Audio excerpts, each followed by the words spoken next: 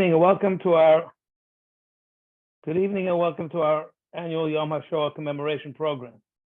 We're fortunate to have once again as our keynote speaker, Dr. RAFAEL MEDOFF, the renowned Holocaust historian. Tonight's program is sponsored Lil Nishmas Avi Murray, Rav Aaron Dov Ber ben Ephraim, Chaplain Levracha, a survivor of the Shoah who dedicated himself to Holocaust education.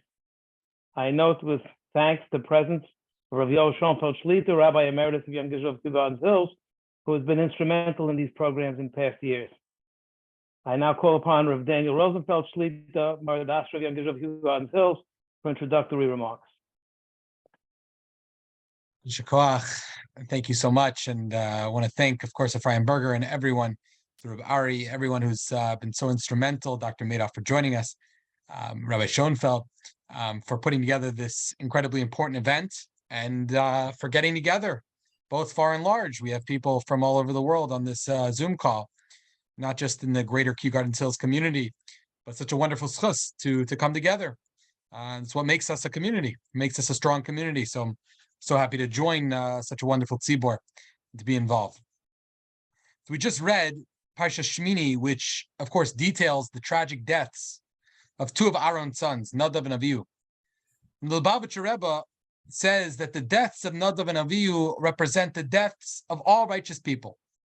Right? So Parsha Shmini, generally, in the non-leap year, falls out right before Yom Hashoah. Of course, Yom Hashoah is generally right after Pesach, and Shmini is usually the Shabbos after Pesach.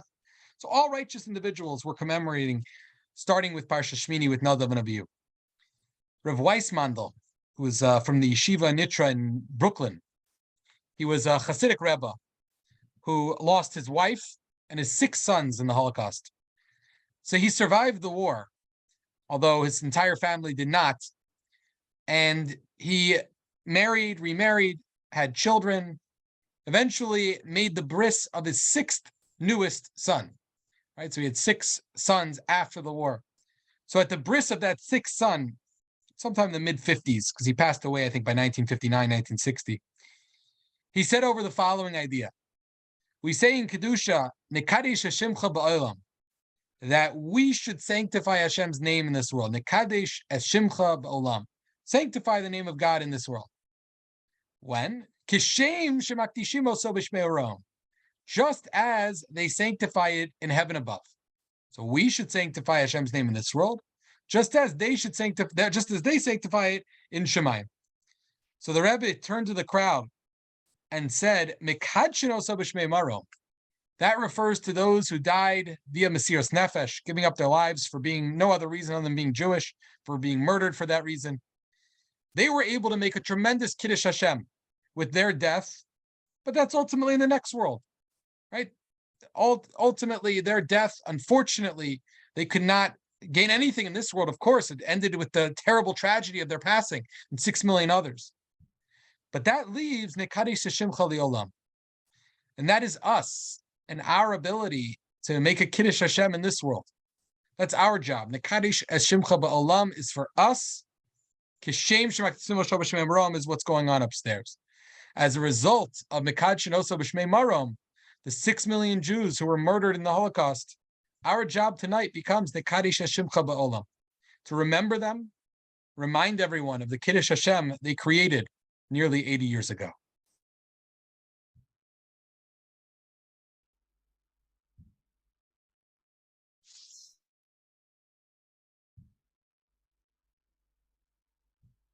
Dr. Berger, you have to unmute yourself. Okay, hear me now? Thank you. That's Yes. why we have Yes. that's why we have a host. Maybe. Oh, yeah, continue. No, just your Okay. screen is fuzzy, but okay. I'm going to turn it off. Yeah. I look much better now, right? Dr. RAFAEL MEDOFF, founding director of the David Wyman Institute for Holocaust Studies, is a prolific author, sought-after speaker, and leading authority on the Shoah. We will open the floor to questions after Dr. MEDOFF's talk. At this time, it's a great privilege for me to introduce Dr. RAFAEL MEDOFF.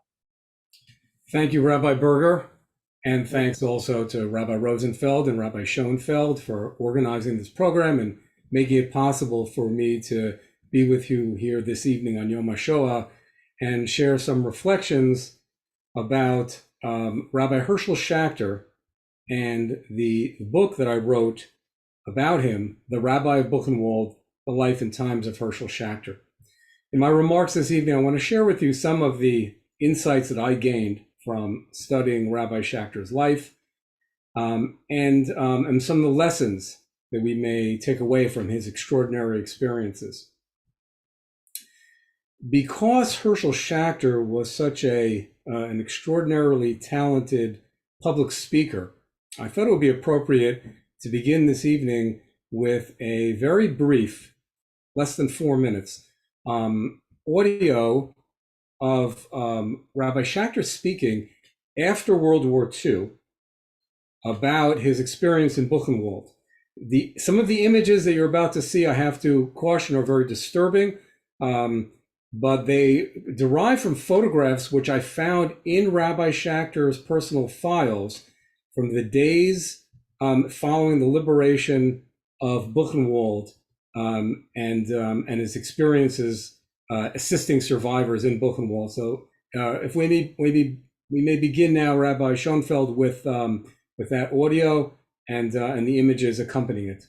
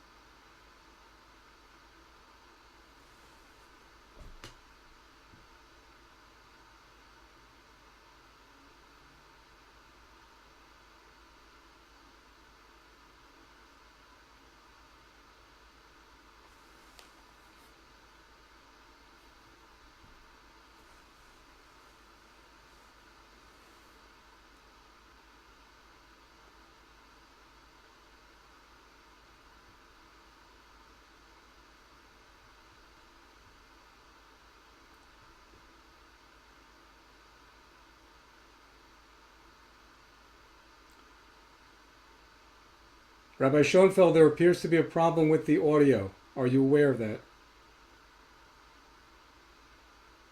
Not on my end. Are you hearing it well? I am hearing only your voice. I'm not hearing the audio, and someone else in the chat box just said they were not hearing the audio. Correct. I'm also not. Okay, Not one second. hearing it. 1 second. So Wait. Give me a second. Let's try it again. How about, let's see if this. Can't be. On the face forgettable Is this day in better? my life. Yes. Yes. April. I was muted by mistake. That's why. Okay, we're back. We'll start from the beginning. Sorry, I apologize. Before you begin, I just want to, if you can pause just for a moment. I just want to reiterate, this is an audio tape that was made of remarks that Rabbi Schacter made after the war, recalling his experience on the day of the liberation of Buchenwald. He was a chaplain in the American Army, and the unit to which he was attached was there at the moment that Buchenwald was discovered. So he's describing the scenes there, and my colleagues at Yeshiva University were kind enough to create the accompanying video, which are photos, as I said, that I found in Rabbi Schachter's files. They were little Polaroids that apparently have never been published. Okay. Here we go. The most unforgettable day in my life was April 11, 1945.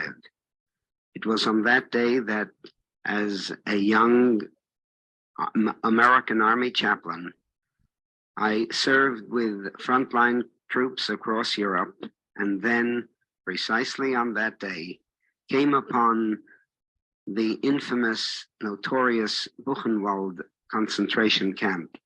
I had heard nothing of Buchenwald until that day. It was only my sad experience to have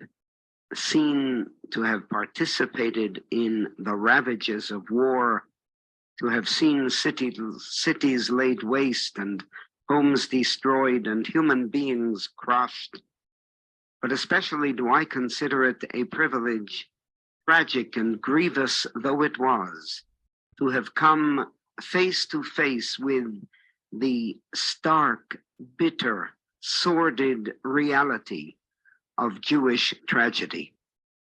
As I mentioned a moment ago, I came upon this hellhole called Buchenwald within a matter of hours after the first columns of American tanks rolled through and liberated that dungeon on the face of this earth.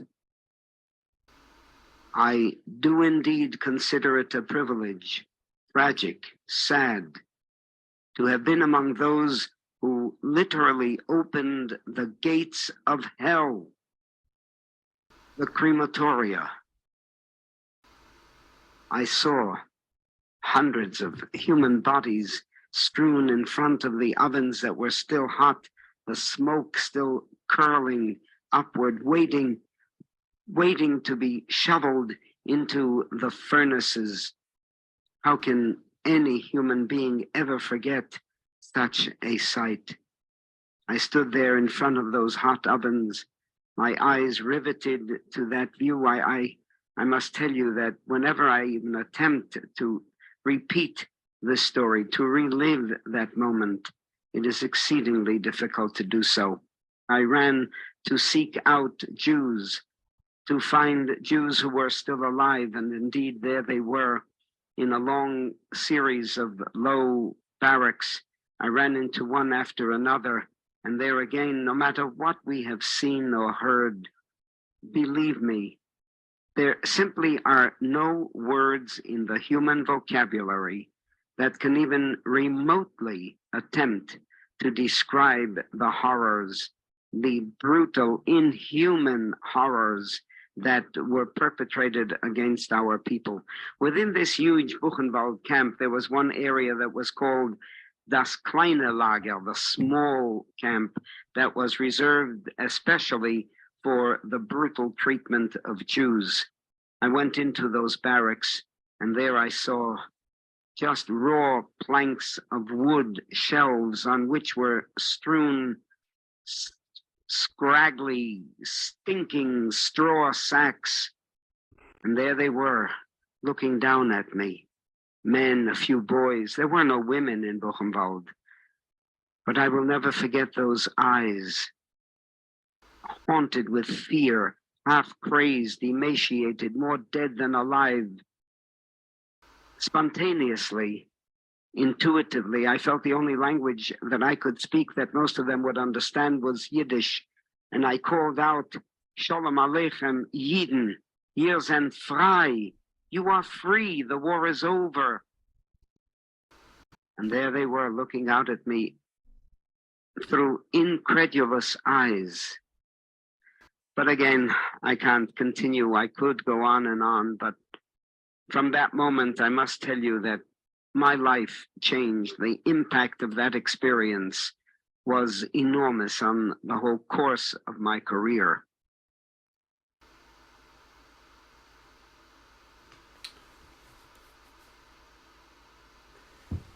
Herschel Schacter grew up in a strictly Orthodox family in Brownsville in the 1920s and 1930s.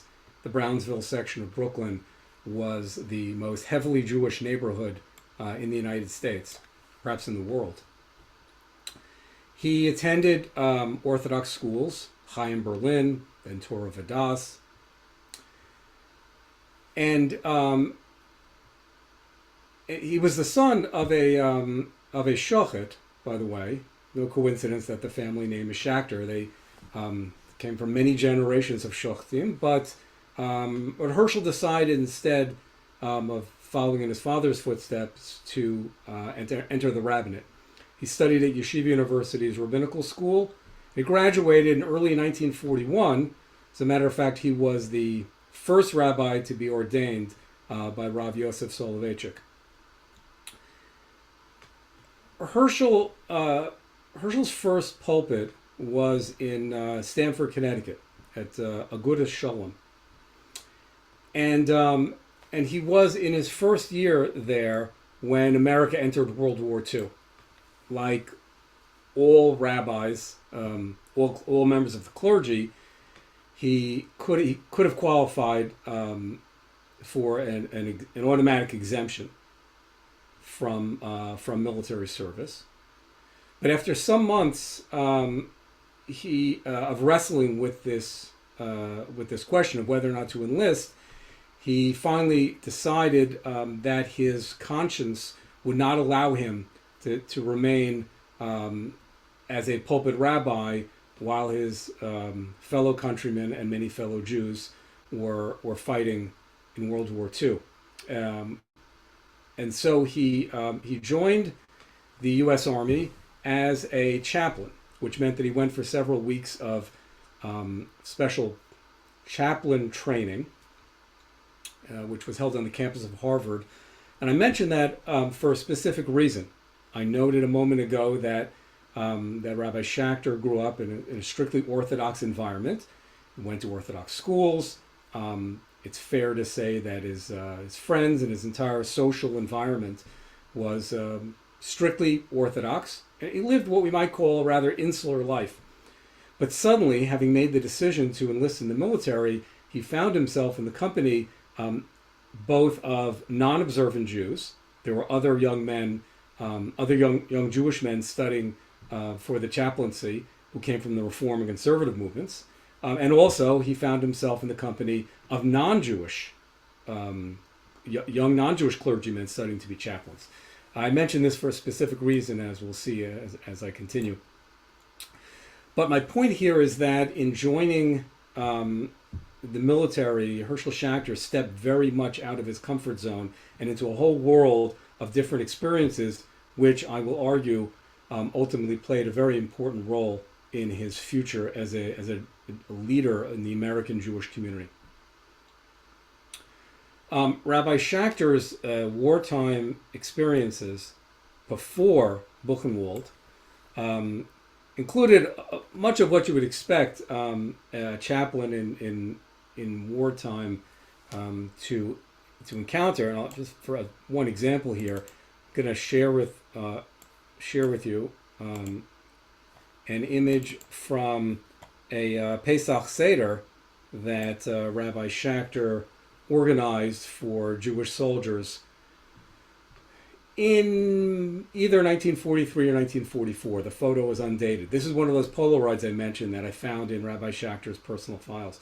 You see Herschel Schacter seated at the front table. He has that tallis around his neck. And I mention the tallis for another reason. The serving in the military meant undertaking a whole slew of changes in daily behavior that Herschel Schacter would not have been accustomed to as a civilian. And one among many examples is the fact that he could not have with him a regular conventional size Orthodox tallis because in the military everything has to fit into very contained spaces, and he only had a very limited amount of room in his in his kit bag, I suppose it was called. And so these army issued taluses like the one he wore were, again, for him quite a departure from his usual experience, but something which he simply had to become accustomed to because the necessities of war required it.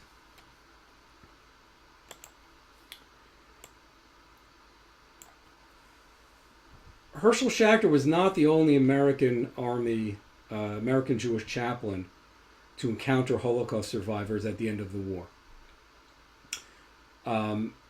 There were many Jewish chaplains, including a sizable contingent of Orthodox chaplains. None of the chaplains were told by the senior echelons of the American military that they might encounter death camps or concentration camps or forced labor camps and survivors of those camps, even though that information was known in the senior levels of the Roosevelt administration, both in the political and military levels. Ordinary soldiers and the chaplains accompanying the units were not aware of this. So for all the chaplains who encountered the liberated camps, this was quite a shock. The difference between Herschel Schachter's experience at Buchenwald and those of the other chaplains who encountered survivors was simply this.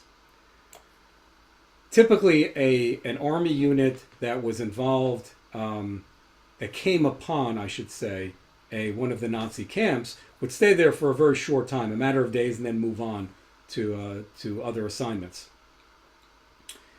The situation with Buchenwald, however, was slightly different because Schacter's unit stayed there for a longer time, and he requested and received permission to remain in the camp. American soldiers who were administering these camps following the victory over Germany did not speak Yiddish, obviously, with a few exceptions. Did not interact on a daily or personal level with their survivors. They were simply administrators of these sites. But Herschel Schacter, a Yiddish-speaking American Jew, the son of East European Jewish immigrants, felt a very strong personal connection to the survivors. And so he stayed in the camp day after day, week after week, ultimately for 2.5 months. So while other Jewish chaplains had brief encounters for a few days in the various American liberated camps, Schacter was the only one to spend an extended amount of time. So this was a completely different experience that he underwent. Before I say anything more about what he did in liberated Buchenwald to assist the survivors, let's just pause for a moment and consider the dangers the hazards that Rabbi Schacter faced. Obviously, in the wake of the liberation, you had a very terrible health situation in the camps. There were a variety of contagious diseases. And so for Schacter to willingly choose to remain in the camp and to personally interact with the survivors in a close way day after day meant he was knowingly risking his own well-being. We know, of course, of many instances of survivors who made it to Liberation Day, but then died in the days and weeks afterwards from typhus and from various other illnesses. So it was an extraordinary decision, I would say, and he was certainly keenly aware of that. Nonetheless, what he did is he set up for himself a little makeshift office in the Buchenwald infirmary with a cot. And day after day, he organized religious services, minyanim, for survivors, which were attended not only by those who considered themselves Orthodox, but I know this from interviewing survivors and from their memoirs, many who had not come from Orthodox backgrounds nonetheless attended the minyanim that Rabbi Schacter organized because it was a way for them to reconnect with Judaism and with the Jewish world. Survivors spoke of how meaningful that was for them. Rabbi Schacter, of course, gave them personal counseling, consolation. He organized a mail system. The survivors were not allowed to simply use the American military postal system. So what Rabbi Schacter did is he let them know that if they gave him letters that they wanted to send to the relatives and friends in the outside world, he would then repackage those letters as if they were coming from him, and thereby, excuse me, and thereby elude military restrictions on civilian use of the postal system and get their letters out to the outside world. He organized a remarkable transfer of several hundred Jewish children from Buchenwald to Switzerland. I won't go into all the details. You can find the entire story in my book, The Rabbi of Buchenwald. But it was a remarkable episode in which Rabbi Schacter, again, he bent or broke rules in order to help get as many children out of Buchenwald as he possibly could when the government of Switzerland offered to take in a modest number of them. After 2.5 months in Buchenwald, Rabbi Schacter's unit moved on. What happened is the borders in that area in Germany. It was right near Weimar, Germany, were being still finalized. And Buchenwald ended up being just inside the new Soviet zone of occupation. And so as a result, the Americans were required to evacuate. And thus Rabbi Schachter's extraordinary experience in Buchenwald came to an end. When he returned to the United States, not surprisingly, he was immediately a very sought-after speaker, because here he was a voice for the survivors, someone who had actually been at the site of a Nazi concentration camp, had spent time there, had met and helped survivors. So he had the unique ability to describe to American Jews from a first-hand perspective what had happened to the Jews in Europe. Remember, it was an era long before the types of mass communication to which we are accustomed, including the one we're using here this evening. So American Jews in 1945, 46, 47 depended on individuals like Rabbi Herschel Schacter to explain to them what he had actually seen. He spent about a year going around the country speaking for primarily Jewish audiences, also speaking on radio shows and other forums. And it was during this period that Rabbi Schacter decided he was not going to return to his pulpit in Stamford, Connecticut. He began to sense that he could have a valuable role in the Jewish community beyond being a small-town rabbi. He realized that he needed to be at the center of American Jewry, which was New York City. And so he took a new pulpit in the Bronx at the Mashalu Jewish Center, at a time when the Bronx was still a thriving area of Jewish settlement, including a sizable Orthodox community.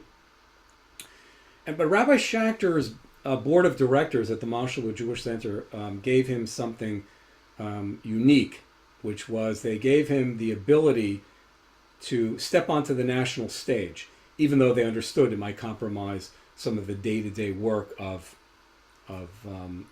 being a pulpit rabbi. And so he, in the late 40s, 1950s, Herschel Schacter began to emerge on the national scene as a Jewish leader. Now, a word here about the whole idea of an Orthodox rabbi becoming a national leader for American Jewry. The early 1950s was a time when Orthodox rabbis did not serve as the heads of national Jewish organizations, except for Orthodox groups like the Rabbinical Council of America. The general attitude in the American Jewish leadership in those days was that Orthodox Jews and Orthodox rabbis were not ready for prime time. They were looked down upon by many and seen as kind of an old world relic, and that there was a perspective among leaders of the national Jewish organizations that Orthodox rabbis were fine as heads of Orthodox organizations, but that they were not suitable. They were not sufficiently well-mannered. They weren't polished. They didn't understand broader issues. They weren't ready for the national stage. They couldn't represent American Jewry, especially in dealing with non-Jews. And so the idea of a Herschel Schacter was still unheard of. He was beginning to carve for himself, as we will see, a very unique role. American Jewish sociologists in the 1950s were all convinced that Orthodox Judaism could not survive in the United States. They were watching sociological trends. They saw Jews moving from the inner city to the suburbs and apparently moving away from religious observance. And they believed that there was a natural trajectory from Old World Orthodox Judaism to conservative and Reform Judaism in the post-war American scene. And so they believed that Orthodox Judaism would only attract a very tiny minority of American Jews and then would soon die out. They could not imagine the rebirth and resurgence of Orthodox Judaism in America that we ourselves have, of course, witnessed in recent decades. It was inconceivable. And that's why Herschel Schacter was such a surprise to them, because he was not the kind of Orthodox rabbi that they imagined. He was well-spoken. He did not have any particular accent. He was well-versed on national and international issues. And as you heard in the audio there, he certainly could speak in an effective and often gripping way. In the 1950s, Herschel Schacter was recruited into the leadership of the Rabbinical Council of America. This was an Orthodox organization, of course, but it was the first step onto the national stage. In 1954, the RCA sent Rabbi Schacter as a part of a delegation to Israel to try to mediate a crisis that had erupted in Jerusalem. When I briefly describe it, you won't be surprised at how similar this sounds to the kinds of conflicts we've all heard about over the years. In this case, in 1954, a secular Zionist youth club had opened up right on the edge of Mea Shearim. The residents of Mea Shearim, deeply resenting activities, especially on Shabbos, right at the edge of their neighborhood, began organizing protests, some of them rather raucous. And in New York City, their sympathizers, who were mostly organized by the youth wing of Agudas Yisrael, and especially the Satmar Hasidim, began organizing angry demonstrations outside the Israeli consulate in Manhattan.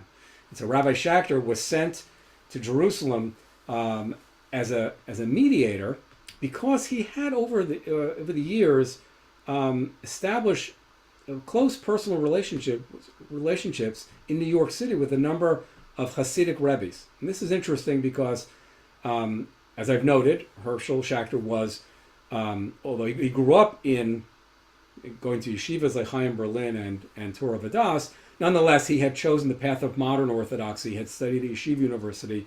His Mashal Jewish Center was a very much an Americanized or modern Orthodox synagogue.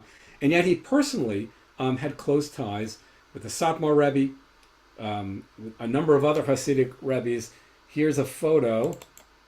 Let me share with you a photo that was taken a little bit later of Herschel Schacter together with the Lubavitcher Rebbe, just by way of illustrating the comfort he felt.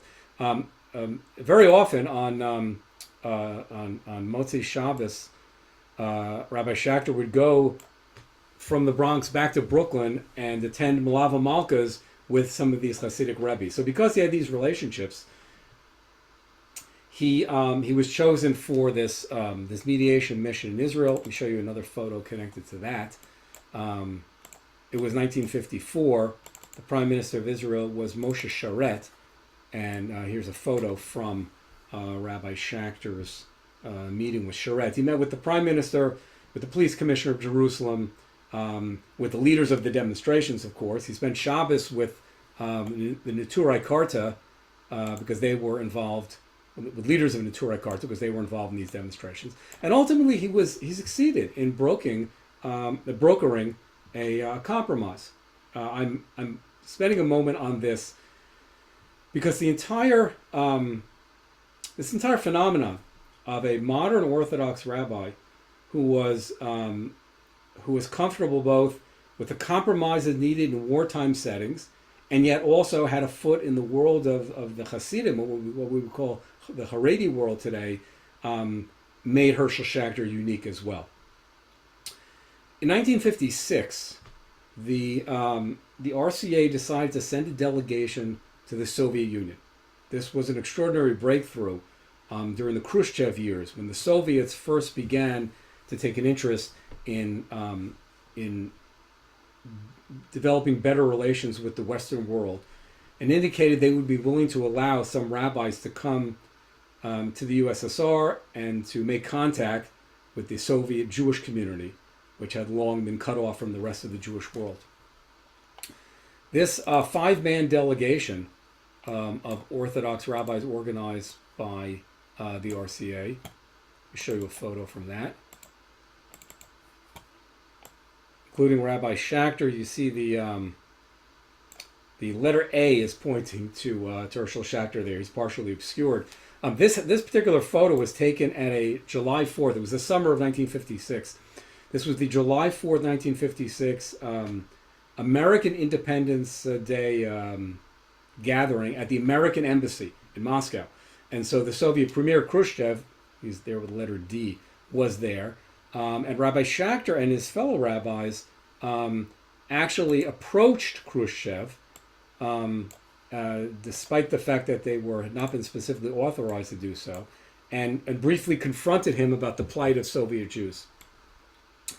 This mission to Moscow, which lasted for a number of weeks, was a very important opportunity to bring chizuk and hope to Soviet Jews who believed that they had been abandoned by the rest of the world and even by their fellow Jews around the world. In this photograph, we see Rabbi Schacter addressing a standing room only crowd at the Moscow synagogue. They had not met an American Jew in 40 years. They'd never heard an American rabbi preach to them. He spoke, of course, in Yiddish. He could communicate directly with them. By the way, to Rabbi Schacter's left, with glasses, the taller gentleman with the hat, that's Rabbi David Hollander, who was a close friend of Rabbi Schacter's, a fellow Bronx rabbi, and who was president of the Rabbinical Council of America during that period and part of this delegation. Rabbi Schacter increasingly began to be seen in the American Jewish community as a national figure. Not long after this extraordinary mission to the Soviet Union, there was a failed revolution in Hungary, and large numbers of Jews from Hungary sought to escape. The United States took in some thousands of them, and the State Department asked Herschel Schacter to go to Hungary and to accompany them on one of the ships that brought them to the United States. Here's a picture from the kitchen on board one of those ships, and you see Rabbi Schacter in the middle there, the glasses.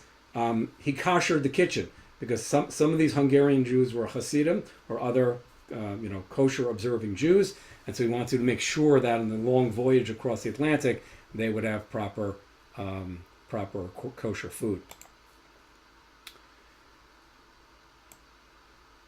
Rabbi Schacter's well-publicized visits to the Soviet Union, to Hungary, and all this having come on the heels of his experience in Buchenwald, brought him to the attention of the religious Zionists of America, also known as Mizrahi USA. They chose him as their president in 1964, and as a result, Rabbi Schacter began attending meetings of the Conference of Presidents of Major American Jewish Organizations, quickly established himself as an important figure there, and once he had a seat at the table at the Conference of Presidents, he became a candidate to become chairman of the Conference of Presidents. This marked the true coming of age for Orthodox rabbis in the general American Jewish leadership. In 1968, Herschel Schacter became the first Orthodox rabbi to chair the Conference of Presidents of Major American Jewish Organizations. The first major crisis that Schacter faced during his 2-year term from 1968 to 1970 involved the Nixon administration's proposal for a Middle East peace program known as the Rogers Plan, which would have required Israel to return back to the dangerous pre-1967 borders. Rabbi Schacter organized public protests against this Rogers Plan, while at the same time signaling to the Nixon administration that there were many American Jews who would consider moving from their longtime Democratic Party sympathies to the Republican Party because of their concerns about other issues. I want to share with you here a photo of candidate Richard Nixon appearing at the Conference of Presidents during the 1968 presidential campaign. Herschel Schacter introduced him. This was a first for the Conference of Presidents to host the presidential candidates. Schacter was part of an emerging minority of American Jews who had voted strictly for Democrats in presidential elections for many decades, but because of rising crime, concerns over other changes in American society, the rise of the counterculture, problems of drugs, youth rebellion, were increasingly sympathetic to Republican and conservative positions on some of those issues. But as I say, Schacter's main public interactions with the Nixon administration during his years as Conference of Presidents involved the crisis over the Rogers Plan. The protests that Schacter organized helped convince the Nixon administration to quietly withdraw the Rogers Plan, which, among other things, resulted in Herschel Schacter, for the first and only time in his life, becoming the subject of a political cartoon. This is from the Israeli newspaper Yediot Achronot, and you see Herschel Schacter holding a little piece of paper that says "Emergency," and he's encountering here President Nixon, who has removed his hat to reveal a yarmulke, and you see the caption above, "Tamin li zayasham kol hazman." Nixon saying, "Believe me, it was always there," meaning I was always really sympathetic to the Jews. It was just this Secretary of State Rogers who, in effect, led him astray. So Schacter's term as Conference of Presidents concluded on a very successful note, and he immediately stepped from the presidency, the chairmanship of the Conference of Presidents, to the presidency of the first national Soviet Jewry organization in the United States, known as the American Conference for Soviet Jewry. And I'm going to describe very briefly Rabbi Schacter's important role in the Soviet Jewry campaign, and then return to the theme which I alluded to at the beginning, about how his earlier experiences transformed Rabbi Schacter in both expected ways that we've described and an unexpected way that I want to share with you. And then we'll have time for questions. The Soviet Jewry protest movement, as you all know, was a remarkable episode in American Jewish life. Rabbi Schacter was very much part of the established Jewish protests. There were more militant, smaller, more militant, more activist groups on the scene as well. Rabbi Schacter was part of the established mainstream. The American Conference on Soviet Jewry organized rallies, held meetings with government officials, lobbied in Congress. And as part of that work in the Soviet Jewry movement, Rabbi Schacter also organized a local or Bronx division of the Soviet Jewry protest movement. And he held one important major rally there in the Bronx. I want to show you a poster from this mass demonstration he organized in the Bronx, because there's something really remarkable about it, which is going to bring us back to that World War II Seder and the small size army issued tallis and some of the other things I've been describing. So this rally in the Bronx, which was advertised in this very striking poster. If you can zoom in on the list of supporting organizations down at the bottom, you see something very interesting. The groups that organize it are not just Rabbi Schacter's Rabbinical Council of America or the other Orthodox groups with which he was active, and which were a major part of the Soviet Jewry protest movement. But if you look closely, you see also among the sponsoring groups were the Central Conference of American Rabbis. That's the Reform Rabbinical Organization. Side by side there with, you see the National Council of Young Israel and the Orthodox Rabbinical Council of America. But also there you see the Conservative Rabbinical Assembly of America, the Reform Union of American Hebrew Congregations, the Conservative United Synagogue of America, and the Orthodox OU.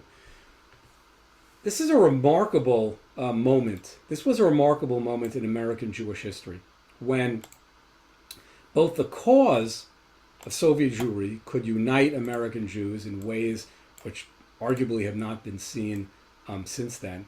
But also, it took something of leadership of a rabbi who was able to step beyond his own smaller Orthodox corner and his personal upbringing, and step into the wider arena and build bridges both to non-Orthodox Jews and beyond the Jewish community. It seemed to me, as I studied Rabbi Schacter's life and as I was writing his biography, The Rabbi of Buchenwald, that the Buchenwald experience, the wartime experience, transformed Rabbi Schacter in two major ways. The first is obvious.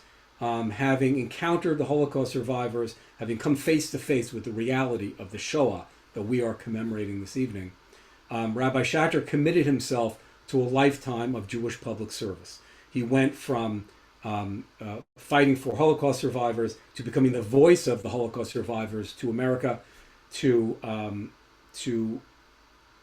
helping Soviet Jews by going to the Soviet Union and then by leading protests, and committing himself to Zionist activism, pro-Israel activism, both through the religious Zionists of America and his work fighting for Israel as head of the Conference of Presidents. So that was the expected way. The Buchenwald experience helped make him into a national Jewish leader. But it seems to me that it also did something else. To get to the point of being comfortable with reform and conservative organizations and leaders, and Rabbi Schacter had many close personal friendships with reform and conservative rabbis whom he met over the years. In fact, his path to becoming head of the Conference of Presidents was carved to a significant extent by a conservative rabbi, Wolf Kelman, executive director of the main conservative Jewish organization, whom Rabbi Schacter met in the Conference of Presidents and who recognized early on that Herschel Schacter would be a very suitable leader for the Conference of Presidents. Schacter's friendships with people like Wolf Kelman and other reform and conservative leaders were genuine. They were heartfelt. It seemed to me that the compromises, the flexibility that Rabbi Schacter was forced to accept by wartime conditions, whether it meant wearing a tallis very different from the one to which he was accustomed, or perhaps more significantly, having to lead a Pesach Seder on Erev Pesach before it was Pesach. A month before the liberation of Buchenwald, when Pesach arrived, Rabbi Schacter received permission to lead the Seder for the soldiers in his unit, but it could not be held at nighttime because then the lights from the place where the Seder would have taken place would have given away their position to the enemy.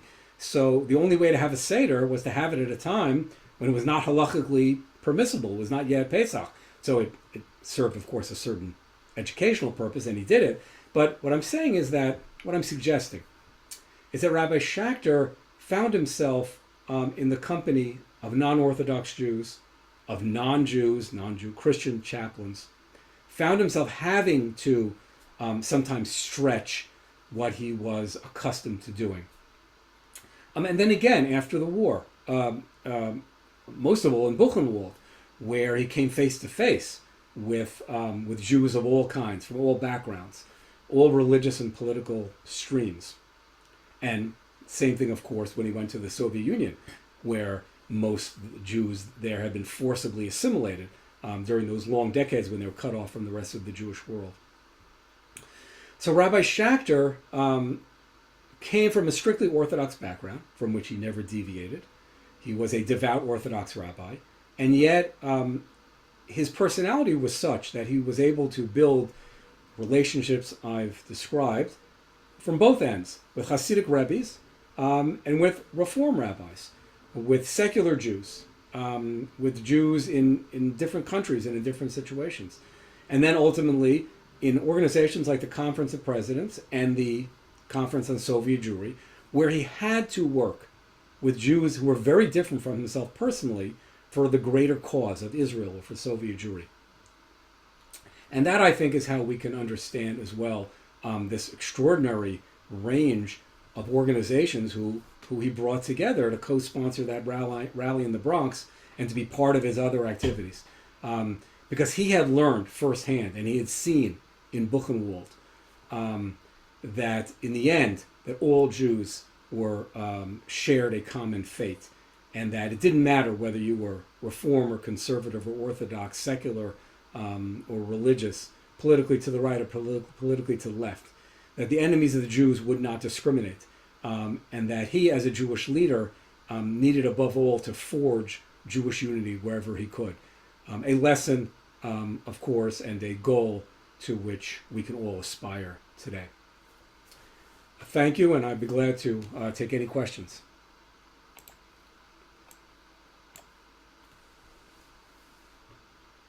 So I believe, Rabbi Berger, I think last year the way we ran this was we allowed people to write questions in the chat, and then we read it to Dr. Madoff, right? I think that's what happened. Or Dr. Madoff, you could just read them yourselves. You have access to the chat. Everyone does, I think. But it would be easier for me if you would pick them and read them. Okay. So you could just go to the chat. If anyone has a question, they could type the question in the chat. We'll read them off. All right, I think if there are a lot of questions, then that makes sense. If there are not so many questions, it's a little cumbersome to start typing questions. How about this? So Rabbi Schoenfeld, you'll start. Rabbi Schoenfeld, how about you'll start? We'll give people a chance to type questions if they have. How's that? That's fair.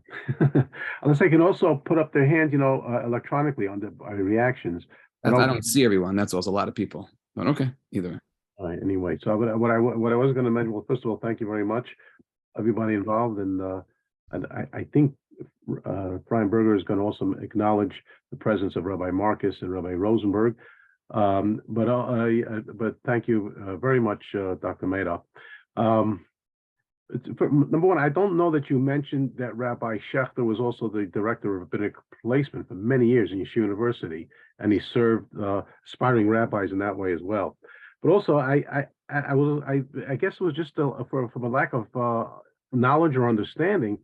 You mentioned that the Seder that took place in daytime because at nighttime they didn't want to expose themselves to the enemy with the lights. I was a little surprised because again, this is probably coming out of ignorance, but I had thought that he was there for the liberation of Buchenwald. I would have thought that at that time the fighting was over. Why would they still to be concerned about the enemy from the skies? And that's my question to you. So before I respond, let me just say, for anyone who has a question and there's not enough time to ask it, you can reach me through the website of the David Wyman Institute for Holocaust Studies, which is wymaninstitute.org, W-Y-M-A-N institute.org. And now, as for your question, Rabbi Schoenfeld, the liberation of Buchenwald took place after Pesach. It was before Shavuos. It's a famous photograph of Rabbi Schacter leading davening at Shavuos services in Buchenwald. And that photograph, for those of you who have visited Yad Vashem, there's a huge enlargement of it in the exit as you're about to leave Yad Vashem. And Yad Vashem undertook an interesting project some years ago to try to identify as many as possible of the survivors who were there davening, and you'll see that they have in fact successfully identified many of them. So it was after Pesach, but before Shavuos, and that's why he had that experience. I found among his in his correspondence descriptions of that Pesach on the battlefield in Europe. Dr. Madoff, Rabbi Marcus asks, he says, Rabbi Yisrael Meir Lau describes his vivid memories of meeting Rabbi Schacter when he liberated Buchenwald. Did you find any reference in Rabbi Schachter's memoirs to this liberation of a young child in the camps? Yes, I did. And just to answer the second part of Rabbi Schoenfeld's question, yes, Herschel Schachter's role as director of rabbinic placement for Yeshiva University for many years was very important in the development and expansion of Orthodox Jewry in America. And I have a section in the book in which I interviewed a number of the young rabbis whom he placed in different communities around the country.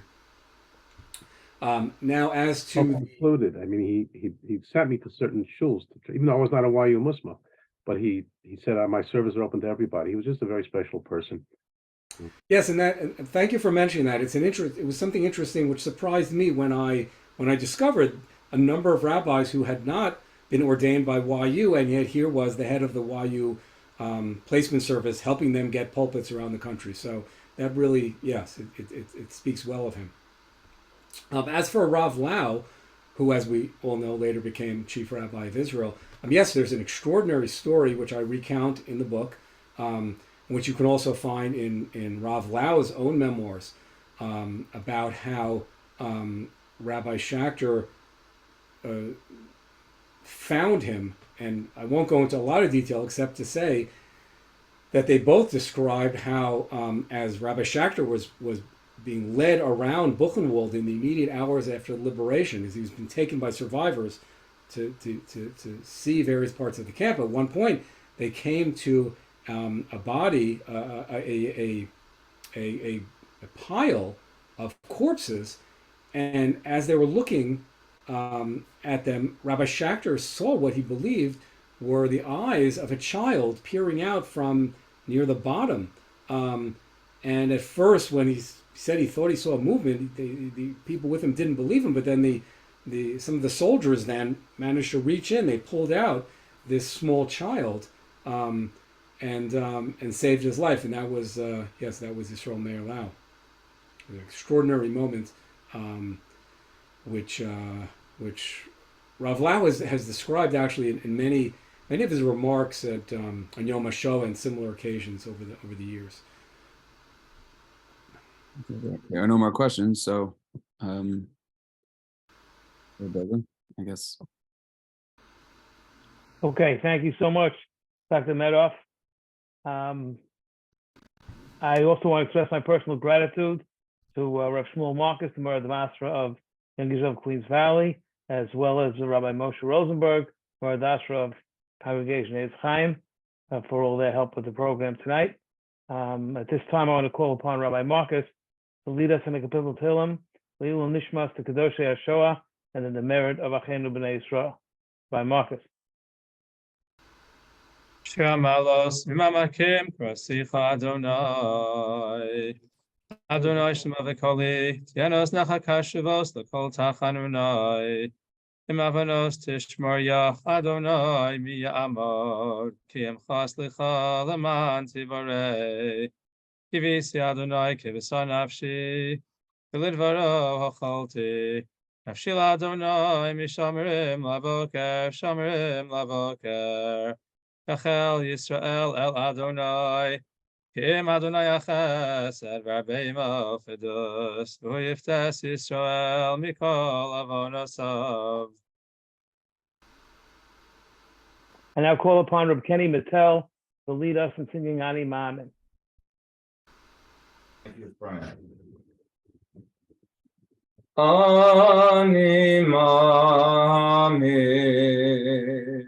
Be'emunah Shleimo V'viyasar Moshiach Ani Ma'amin Ani Ma'amin Be'emunah Shleimo V'viyasar Moshiach Ani Ma'amin V'yavi she'yisma'el yikoze achar kelo v'chol yom she'yam v'chol yom she'yam v'yavi she'yisma'el yikoze achar kelo v'chol yom she'yam yom she'yam.